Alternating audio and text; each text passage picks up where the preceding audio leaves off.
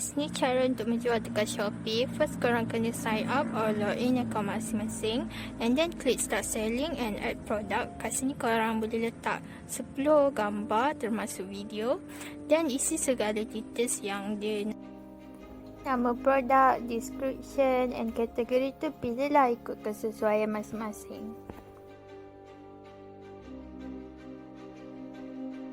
Untuk variation ni, kalau korang ada variation size, color, packaging apa semua tu boleh letak. And then setkan berapa banyak stok yang korang ada dengan harga sekali. Dan korang wajib isi berat produk and setkan courier mana yang korang nak.